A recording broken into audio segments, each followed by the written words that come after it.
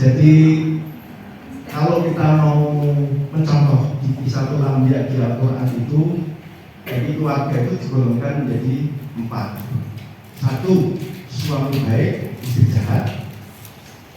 2, suami jahat, istri jahat. Maksudnya jahat tidak baik gitu. Kurang baik, bukan jahat. Bukan jahat. 1 yang pertama, suami tidak baik, istri tidak baik. Nah, nanti penjelasan adalah. Kedua, suami baik, istri tidak baik. Yang ketiga, istri baik, suami tidak baik. Yang keempat, suami tidak baik, istri tidak baik. Atau baik-baik ya? Baik-baik. Nah, baik-baik. Nah, ini masuk kategori yang suami kurang baik, istrinya baik. Nah, maksudnya itu tadi malah tadi ya, bukan jahat, kurang baik. Nah, suami kurang baik, istrinya baik. Nah, kalau ini di satu Anbiya itu sebenarnya kita mencontoh Siti Asia. Siti Asia itu apa? Istri Fir'aun. Suaminya nggak baik, istrinya baik banget. Siti Asia itu jauh sebelum Nabi. Jauh banget sebelum zaman Fir'aun itu kan Nabi Musa. Zamannya Nabi Musa. Ini ada suami yang tidak baik, tapi istrinya baik banget. Dan istrinya itu berdoa terus. Ibadahnya luar biasa. Dan tetapi doanya belum diterima, suaminya tetap tidak baik. Bahkan kalau kita mengerti Fir'aun itu dia mengaku sebagai Tuhan.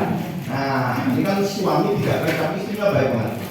Nah, soal yang tadi kasusnya itu berarti kan suami belum tergerak hatinya untuk betul-betul memahami dia sebagai seorang muslim, karena awalnya memang belum muslim, kemudian malah jadi muslim.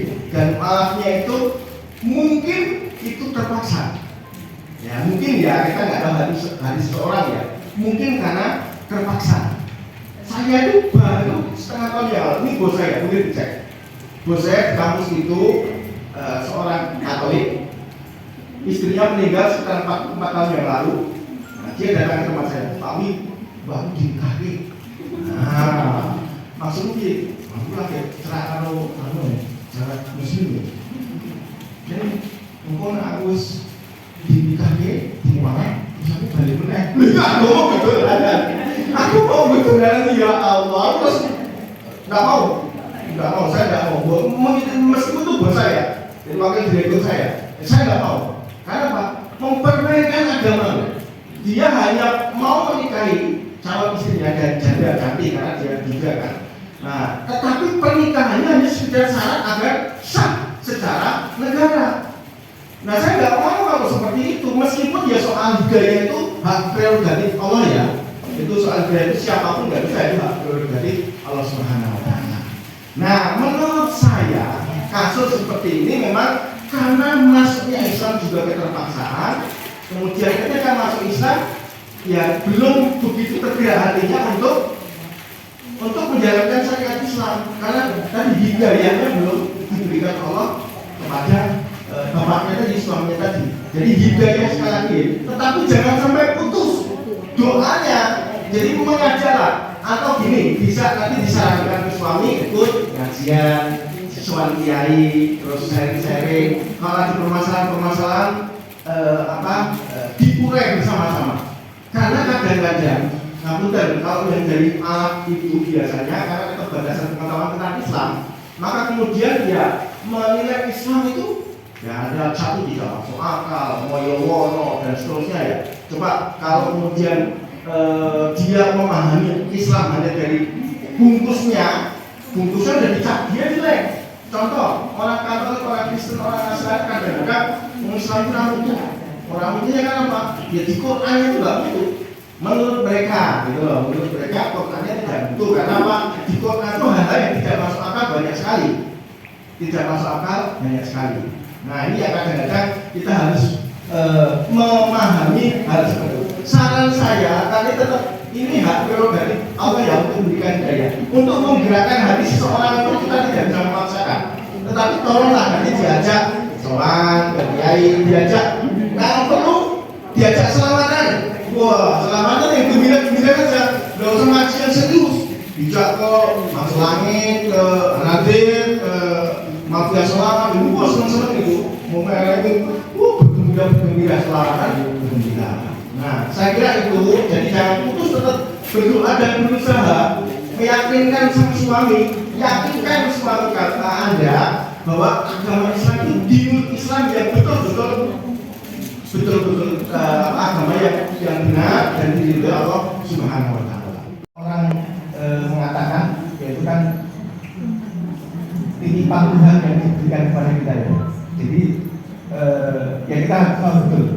Jadi anak itu titipan Allah kepada kita yang kita punya kewajiban untuk mendidik, menjadikan anak kita sebagai anak yang soleh dan soleha sesuai dengan kemampuan. Soal melembutkan hati itu sekali lagi itu juga petunjuk hidayah dari Allah. Kita tidak bisa memaksakan anak kemudian anak kita menjadi lembut, itu tidak masuk akal juga. Tetapi kalau kita mengajari anak kemudian mendidik anak sesuai dengan tuntunan Kanjeng Muhammad SAW, insya Allah tidak bisa. Saya itu baru saja ini orangnya itu baru Jumat kemarin itu ke saya. Jadi ketemu sama saya karena di dalam ini kiai punya anak ya tidak lebih dari. Kemudian di dalam sekolahnya tempat saya. Sekolahnya itu di MTS Nurul Kaki tempat saya. Ini kiai ini anaknya didirikan ke saya. Tapi anak ini beli tidak mau sekolah. Nah, tetapi pinter, anaknya pinter sekali. Nah, ketika datang ke sana, intinya itu kan kalau seharusnya anak itu sudah dikeluarkan dari MTS saya. Tapi kan saya juga kedekatan dengan kiai tersebut, kemudian tidak saya keluarkan dan saya beri kelonggaran. Kenapa? Mungkin butuh waktu panjang. Nah, anak ini tidak lembut, orang tuanya wani, orang tuanya juga wani. Nah, ketika dipaksa sekolah, anaknya pintar. Aku ini melu Kanjeng Nabi ya Pak, Kanjeng Nabi ya sekolah. Orang tuanya ini dia ya, dipikir-pikir ya benar juga, karena Kanjeng Nabi tidak sekolah. Aku melu Kanjeng Nabi Pak. Lakukan sekolah, karena bapak kiai, yang kurang nakal. Yo, orang sekolah. Nek colok Kanjeng Nabi, nek anak nakal oleh dipukul kan, anak dipukul, tapi tidak di tempat yang fatal, dibokong itu boleh dipukul. Nah, Kanjeng Nabi nek contoh anak nakal oleh dipukul, apa kok gelap bu? Wah, terus siaran ini juga. Nek menurut hadis Kanjeng Nabi sing wajib mulang bapak. Oh iya benar juga. Benar enggak? Benar. Yang punya kewajiban mendidik itu orang tua, bukan sekolahan. Nah ini kan anaknya itu cerdas orang tuanya dididik. Dulu di Al-Qadir sana, di Al-Qadir Tangerang, kemudian dia ya enggak keluar tapi dikeluarkan, kemudian saya terima di rumah anak ini. Ya, memang saja anak ini sudah terpintar, tetapi ya karena dia kecanduan gadget, kecanduan handphone, tidak lepas dari handphone. Padahal tempat saya itu handphone wajib dititipkan. Jadi tidak boleh anak itu sekolah itu bawa handphone, nggak boleh. Nah, ya anak ini nggak mau, rajin sekolah kan, orangnya ke handphone. Nah, sampai sekarang ini Pak Kiai ini masih berusaha melembutkan hatinya tadi. Ini kapasitasnya sudah Kiai masuk pondok ini. Tapi juga untuk melembutkan hati anak itu ternyata tidak mudah. Nah, kalau dia coba ke saya, bujuku semua anak rumahnya lagi bujuni. Wah, aku anak gini-gini ya. Dia juga mau cuci tangan, jadi anak seperti itu kesalahannya dilimpahkan ke istri. Menurut dia melaporan ke saya. Kalau saya ke istrinya beda lagi. Bapaknya itu anak terus mendijaknya terus. Ya ada dulu juga bahwa anak itu ya apa kepinginan anak dituruti. Itu emang tuanya bapaknya juga benar juga. Nah ini masih dalam proses mencerahkan anak ini diikutkan untuk kursus bukan kursus tetapi konsultasi dalam istilah dengan psikologi itu. Nah itu diikutkan di sana biar anak itu bisa kecanduan dengan gadget. Nah ini sekali lagi titik pesan dari pertanyaan tadi ya kita berusaha kalau memang gini, kalau memang kita tidak mampu kenapa kita tidak minta tolong orang lain? Hello, kalau kita tidak mampu melembutkan anak kenapa kita tidak minta tolong orang lain? Orang lain itu bisa kiai, bisa temennya yang punya kemampuan orang lain, kemudian tanpa kemudian orang tua itu memaksakan kehendaknya kepada anak. Tidak bisa memberikan anak itu jangan-jangan kita salah cara memberikan pengertian kepada anak. Bolehlah nanti dibawa ke temennya Pak Kiai kok karena saya ngerti nih kalau ke Kiai biasanya kemudian suruh kita yang berusaha kita auratan atau apa bacakan sholawat, bacakan fatihah sekian atau apa itu kalau ke Kiai. Tetapi boleh juga ke teman yang lebih mampu. Jangan kalau ada masalah itu dia sendiri. Ya kalau kita nggak mampu kasihkan ke orang yang mampu lah. Orang kita punya kewajiban mendidik anak aja kalau kita nggak mampu titipkan ke TPA, titipkan ke pondok karena memang kita tidak mampu. Nah ini juga hasil seperti itu kalau kita tidak mampu melembutkan hati anak kita ya kita minta tolong ke orang yang lebih mampu. Jangan kita merasa mampu. Nah.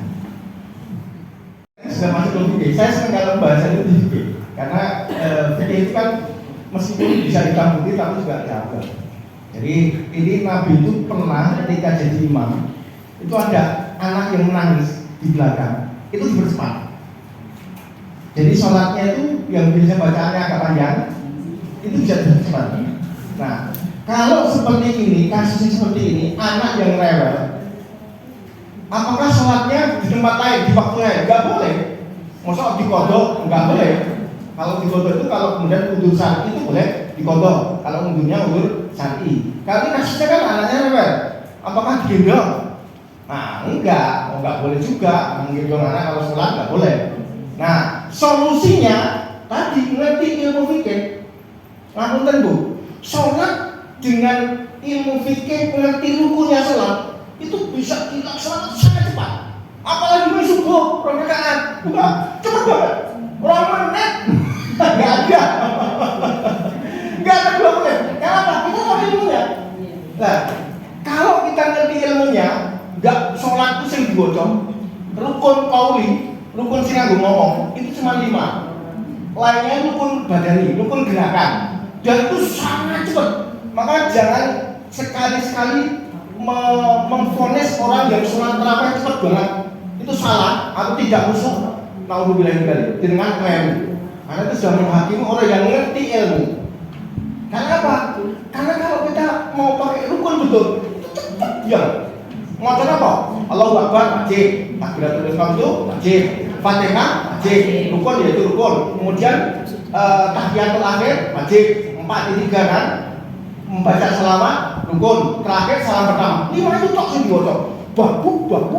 Ya orang bisa itu secara syar'i. Jadi nggak bisa baca Allahu liman berapa. Kenapa? Itu gerakan. Saya wajib diwaca ketika sholat cuma 5 tadi. Yang lainnya itu nggak diwaca apa-apa. Wah, subhanallah aswad. Dan kalau apa? Jadi itu bisa dilakukan kalau sholat subuh. Rakaat mungkin semuanya. Ini nggak anak semuanya. Itu sangat masuk akal. Nangis kan? Wah, lampung sholat. Karena kita ngerti ilmunya. Kalau kemudian kita mengikuti rukunnya sholat, ya, sunnahnya sholat dari sunat abahas atau sunat yang panjang, meskipun itu juga ngapunten, kalau singkat juga bisa, ngapunten itu singkat juga bisa. Contoh, kita kan kalau sholat, tidak atau sujud kan bacanya subhanallahil azim. Itu kan baca 1 boleh, 3 lebih baik. Ya kenapa harus 3 kali? Golek oke ganjaran nih. Nek siji pun oleh ganjaran. Gitu loh. Subhanallahil azim. Wah, cepet banget. Makanya kalau kita sholat seperti sholat